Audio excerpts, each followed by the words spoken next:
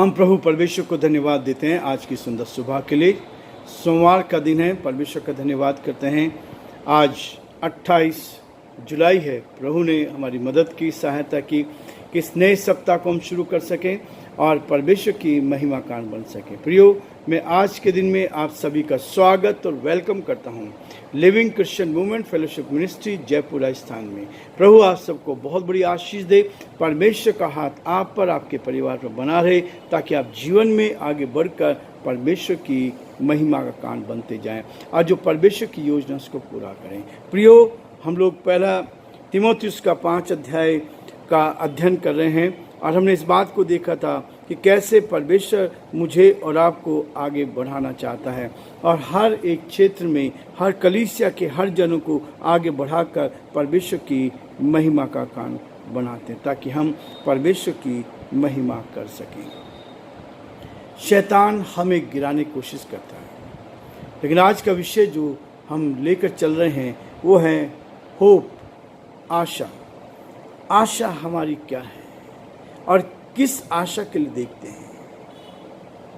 हम परमेश्वर से प्रार्थना करते हैं, परमेश्वर पर हमारी आशा है। इसलिए कहता है, my hope is in you, my hope in is you. परमेश्वर के ऊपर हमारी आशा हो। इस होप को लेकर हमें आगे बढ़ना, ताकि परमेश्वर कहता है हर कदम पर परमेश्वर का हाथ हमारे साथ रहता है। इसलिए वो कह रहा है, भजन संहिता 39 अध्याय उसके 7 पद में कहता है कि मेरा भरोसा किस पर हो, परमेश्वर पर आशा रखो। परमेश्वर मेरे आपके जीवन में इस बात को रखता है, तुम्हारा विश्वास और आशा परमेश्वर पर हो। तुम्हारा विश्वास और आशा परमेश्वर पर हो। और परमेश्वर इसी बात को लेकर मुझे और आपको आगे बढ़ाना चाहता है, ताकि हम परमेश्वर की महिमा कारण बन सके और जो परमेश्वर पिता की योजना है उसको अपने जीवन में हम पूरा करते चले जाएं, क्योंकि परमेश्वर मुझे और आपको यही चाहता है कि हम जीवन में आगे बढ़ते जाएं। पहला पत्रस का 2 अध्याय 21 पद में कहता है, और तुम इसी के लिए बुलाए भी गए हो, आशा के लिए बुलाए, आशा रखने के लिए बुलाए गए हैं कि हम परमेश्वर की इच्छा को जान सके। और इसलिए बुलाए गए क्योंकि मसीह भी तुम्हारे लिए दुख उठाकर तुम्हें एक आशीष दे गया। हमारे लिए यीशु मसीह ने दुख उठाया, और न केवल दुख उठाया परंतु उसके बाद एक आदर्श हमें दे के चला गया। उस आदर्श को लेकर कि तुम भी उसके पद चिन्हों पर चलो। यीशु मसीह ने एक मार्ग में दिखा दिया है कि हम उसके पद चिन्हों पर चले, उसकी इच्छा के अनुसार जीवन व्यतीत करें।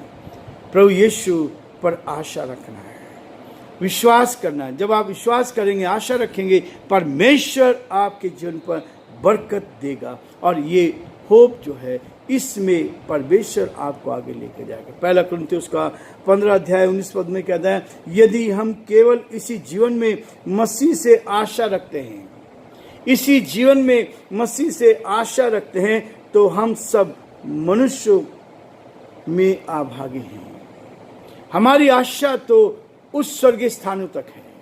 परमेश्वर ने मुझे और आपको वो स्थान दिया है, ताकि संसार में रहते हुए हम उस स्वर्गीय राज्य में प्रवेश करें। इस आशा को लेकर यीशु मसीह पर हमारी आशा हो, हमारा विश्वास हो, हम उसके ऊपर विश्वास रख के आगे बढ़ते जाएं। और यही मेरे आपके जीवन के लिए है। इसलिए प्रियो, परमेश्वर का वचन कहता है, पहला तीमुथियुस का 5 अध्याय का 17 पद में कहता है, जो प्राचीन अच्छा प्रबंध करते हैं, विशेष करके वे जो वचन सुनाने और सिखाने में परिश्रम करते हैं, 2 गुने आदर के योग्य समझे जाएं। जो वचन की सेवकाई कर रहे हैं वो दुगने आदर के योग्य समझे जाएं।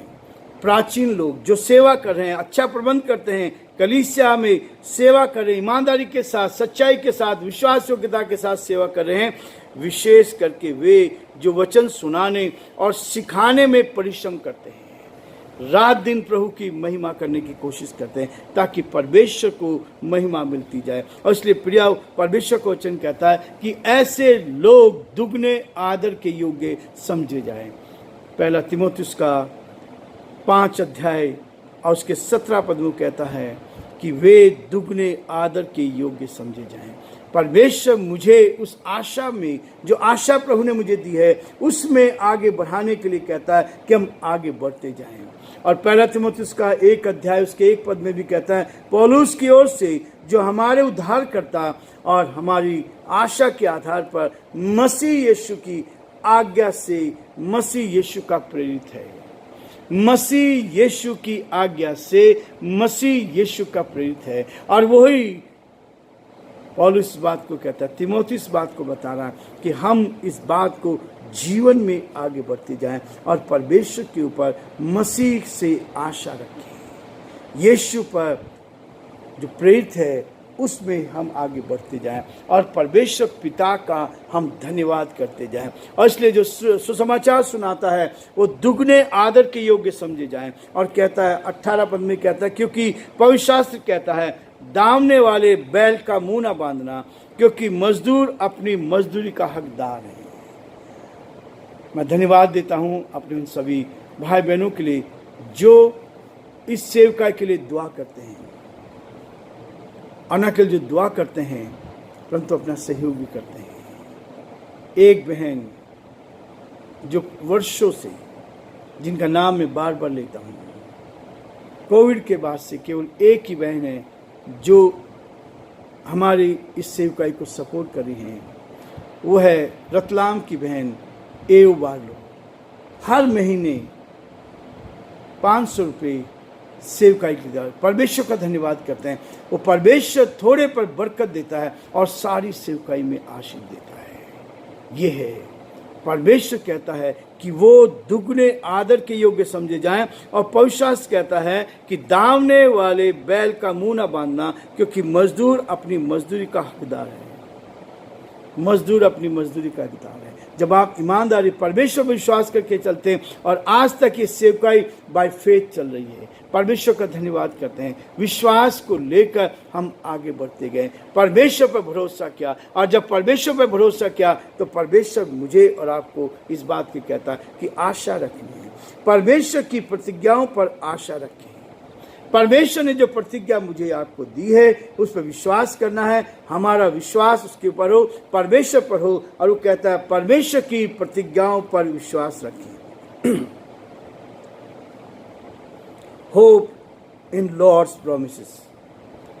हमारी आशा प्रभु की उन प्रतिज्ञाओं पर है जो प्रतिज्ञा उसने दी है। हम उसमें वो होप को लेकर, होप इन लॉर्ड्स प्रॉमिसेस, परमेश्वर की जो प्रतिज्ञा है उन पर हम भरोसा करते जाएं।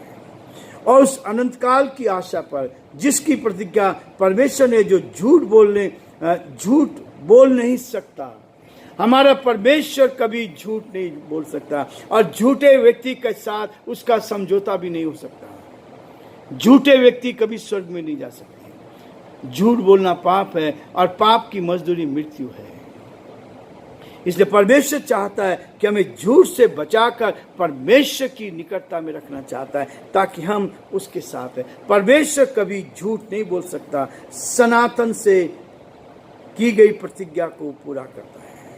उसने सनातन से जो प्रतिज्ञा आपसे मुझसे की है उसको वो पूरा करता है। इसलिए प्रियो, परमेश्वर का वचन कहता है, प्रेरितों काम उसके 26 अध्याय उसके 6-7 पद में भी वो इस बात का वर्णन करता है, और कहता, और अब उस प्रतिज्ञा में आशा के कारण जो परमेश्वर ने हमारे बाप दादों से की थी, मुझ पर मुकदमा चल रहा है। उस जमाने में भी, पौलुस के जमाने में भी उसको पकड़ के बंदीगृह में डाला गया, और आज भी यही स्थिति हो रही है। लोगों को जो परमेश्वर का वचन बांटते हैं उनको जेल खाने में डाल रहे हैं, परेशानी में डाल रहे हैं। लेकिन परमेश्वर ने जो प्रतिज्ञा की थी उस प्रतिज्ञा के अनुसार उसके लिए आशा लगाई हुई हमारे 12 गोत्रों अपने मन से रात दिन परमेश्वर की सेवा करते आए हैं। रात दिन परमेश्वर की सेवा करते आए हैं। और हे राजा, इसी आशा के विषय में मैं यहूदी मुझ पर दोष लगाते हैं। यहूदियों ने, यीशु मसीह का जन्म यहूदी घराने में हुआ था, और उन्होंने ही उस पर दोष लगाया और अब प्रभु के सेवकों पर भी वो दोष लगाते हैं। पौलुस के साथ जो सताने वाला था, जो विरोधी था, जो परमेश्वर यीशु मसीह के लोगों को मरवा कर जेल खाने में डालता था, उसके पास अधिकार था, लेकिन वो इस बात को कहता कि हे राजा, इसी आशा के विषय में मैं यहूदी मुझ पर दोष लगाए हुए हैं। विश्वास में चलकर परमेश्वर कहता है यह परमेश्वर की दया है। होप जो है, आशा जो है, ये परमेश्वर की दया है। कहता है भजन संहिता 33 अध्याय उसके 18 पद में, देखो यहोवा की दृष्टि उसके डरेयों पर लगी रहती है। परमेश्वर कभी नहीं छोड़ता, यहोवा की दृष्टि उसके डरेयों पर लगी रहती है, पर और उन पर जो उसकी करुणा की आशा रखते हैं बनी रहती है। उसकी करुणा उस पर बनी रहती है। इसलिए परमेश्वर मेरे और ऊपर आपकी परमेश्वर की करुणा बनी रहती है। आखिरी चीज वो कहता है, आशा रखना यह पवित्र आत्मा का कार्य है। परमेश्वर पे भरोसा करना, आशा रखना, ये पवित्र आत्मा का कार्य है जो हमारे जीवन में काम करता है। यीशु ने हमारी आत्मा को धो दिया, शुद्ध कर दिया, पवित्र कर दिया, और ये पवित्र आत्मा लेकर हम परमेश्वर के साथ अनंत काल के तक रहेंगे। आज तक नहीं, आज से अनंत काल तक रहेंगे। इसलिए कहता है वो रोमियो उसका 15 अध्याय उसके 13 पद में कहता है, परमेश्वर जो आशा का दाता है तुम्हें विश्वास करने में सब प्रकार के आनंद और शांति से परिपूर्ण करें, और पवित्र आत्मा की सामर्थ से तुम्हारी आशा बढ़ती जाए। पवित्र आत्मा की सामर्थ से तुम्हारी आशा बढ़ती जाए। परमेश्वर इस आशा को लेकर आगे बढ़ाना चाहता है ताकि ये हो हमारे जीवन में हो। कहता है my hope is my in you, my hope is in you. परमेश्वर पर हमारा भरोसा हो, आशा हो, उसको लेकर हम आगे बढ़ते जाएं, और फिर आप देखेंगे कि परमेश्वर हमें बरकत देगा। प्रभु आप सबको बहुत बड़ी आशीष दे। परमेश्वर का हाथ आप पर, आपके पूरे परिवार पर बना रहे, ताकि आप जीवन में आगे बढ़कर बहुतों के लिए आशीष का, आनंद का कारण बनते जाएं।